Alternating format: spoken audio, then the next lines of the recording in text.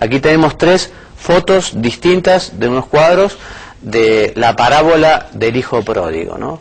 Una verdadera joya de la literatura universal, que manifiesta justamente el amor del padre que espera a aquel hijo que dilapidó todo ese dinero, esa herencia, y que después, cuando estaba cuidando chanchos, cuando estaba padeciendo hambre, cuando no tenía ni para poder comer las bellotas que comían los chanchos, bueno, vuelve a su casa, y su padre desde lo lejos lo ve venir, sale a su encuentro, lo cubre de besos y de abrazos, y organiza una gran fiesta. Ese hijo que quizá no había sido reconocido por nadie cuando se acercaba, porque todos lo conocían como el hijo de aquel buen hombre, ahora venía con un olor a chancho, zaparrastroso, sucio, a pedir por lo menos que lo tomaran como uno de los empleados. Y bueno, y Dios hace una gran fiesta, porque aquel hijo suyo estaba perdido y regresó. Bueno, y nosotros tenemos que meditar muchas veces esta parábola de nuestro Señor, y tenemos que hacer muchas veces de hijo pródigo, muchas veces al día, volver al Padre y decir, bueno, Padre, he pecado contra el cielo y contra ti, no soy digno de llamarme hijo tuyo, ¿no? Y nuestro Padre Dios va a hacer fiesta, nos va a llenar de abrazos, de besos, ¿no? O sea que Dios es puro amor. Es una tristeza pensar que algunos ven a Dios como que se toma venganza, o que puede llegar a ser vengativo. No, yo no hago esto porque después viene Dios. No, Dios no se maneja con esos parámetros que tenemos nosotros los hombres. Dios perdona siempre. Perdona siempre, evidentemente, al que se arrepiente. Porque si uno no se arrepiente, Dios hasta en eso respeta la libertad de los hombres. Dios no quiere la condenación de los hombres, quiere la salvación. Pero si el hombre no se arrepiente, Jesús habló de las blasfemias contra el Espíritu Santo como de un pecado imperdonable. Claro, porque justamente el pecado contra el Espíritu Santo es ese pecado de impenitencia, de no querer arrepentirse, de no querer reconocer. Bien, el castigo es una obra del hombre, como también no puede decir un alumno que no estudió absolutamente nada, fue a un examen y no hizo nada, no puede decir, no, es que el profesor me reprobó. No, es que vos no estudiaste absolutamente nada, este aplazo es culpa tuya.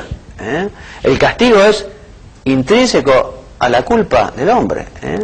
Además, el que murió de espaldas a Dios, en pecado grave, no quiere estar con Dios, no quiere estar con Dios.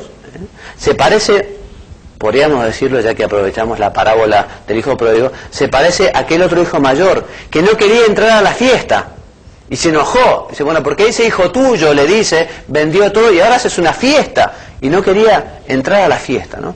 Bueno, el que muere así en estado de pecado grave, ¿no? Y entonces ya no quiere estar con Dios. Y Dios justamente ha destinado un lugar para esas personas, para esos espíritus, ¿no? Que se llama el infierno. Hasta en esto respeta a Dios la libertad. Qué misterio impresionante la libertad, ¿no? Es respuesta para muchas cuestiones. Cuando la gente dice, bueno, ¿y por qué el mal en el mundo? ¿Por qué el dolor? Muchas veces está en la libertad. Y la libertad existe porque Dios quiere dar un premio. Y no puede haber premio si no hay mérito. Y habiendo mérito puede haber premio y Dios nos puede dar el cielo. Bueno, Dios está presente en todas partes y lo está por esencia, por presencia y por potencia. O sea que Dios a todos nos mantiene en el ser.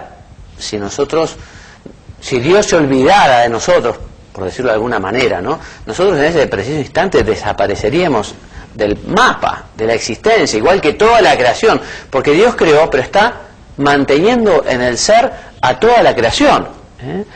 Dios está presente porque, bueno, Dios está afuera del lugar, como que también está afuera del tiempo. Dios tiene todo presente, todas las cosas, y está, digamos, en todos los sitios. Como decía el catecismo que estudiamos para la primera comunión, Dios está en el cielo, en la tierra y en todo lugar. Y Dios está en potencia en cuanto que justamente posibilita a todas sus criaturas actuar. Dios es espíritu puro.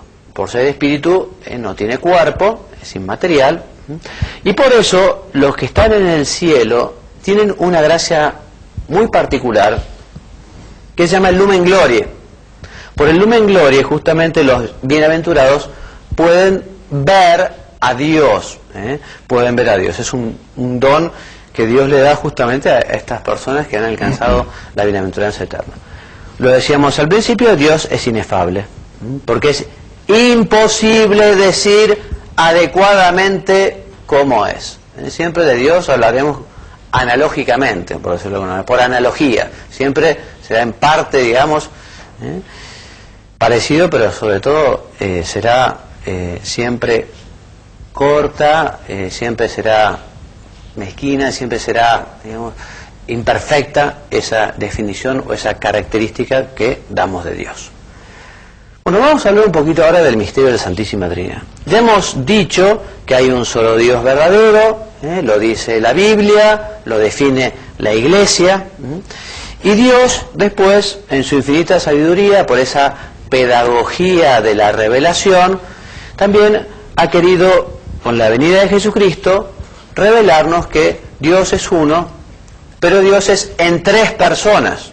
O sea que tenemos un solo Dios verdadero, pero en tres personas.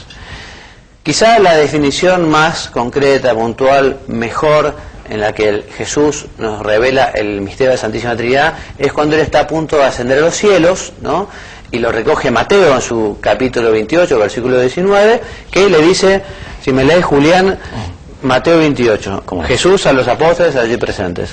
Id por todo el mundo y enseñad a todas las gentes, bautizándolas en el nombre. Muy bien, en el nombre del Padre y del Hijo y del Espíritu Santo. También se revela este misterio el día del bautismo del Señor, que efectivamente aparece el Padre, aparece el Espíritu Santo en forma de paloma. Bien, y es un dogma que va a ser definido en 1215 en el Cuarto Concilio de Letrán. Recién en ese momento fue necesario definirlo. Desde el principio los discípulos del Señor se dieron cuenta que esta era una verdad fundamental. Entonces, las tres personas son Padre, Hijo y Espíritu Santo. El Padre engendra eternamente el Hijo por vía de conocimiento. Y una forma de explicar este misterio, una forma de explicar es la siguiente. Dios tiene un conocimiento de sí que es tan profundo y tan perfecto que ese conocimiento genera el logos, genera el verbo, genera a Jesucristo, a Jesús, al Hijo, a la segunda persona de la Santísima Trinidad. O sea que el Hijo es eternamente engendrado por el Padre. Y entre el Padre y el Hijo hay un amor tal, también tan perfecto, que eso hace que genere una persona que es la persona del Espíritu Santo. El Espíritu Santo procede del amor entre el Padre y el Hijo. Bueno, el Padre es Dios, el Hijo es Dios, el Espíritu Santo es Dios. No son tres dioses, sino es un solo Dios verdadero. Un solo Dios en tres personas distintas. Léeme, por favor, Julián, entonces lo que dice esta diapositiva. ¿Cómo no? Un solo Dios en tres personas distintas. Poseen la única y misma naturaleza divina, los mismos atributos: grandeza, poder, sabiduría, bondad, santidad. El mismo querer y el mismo obrar.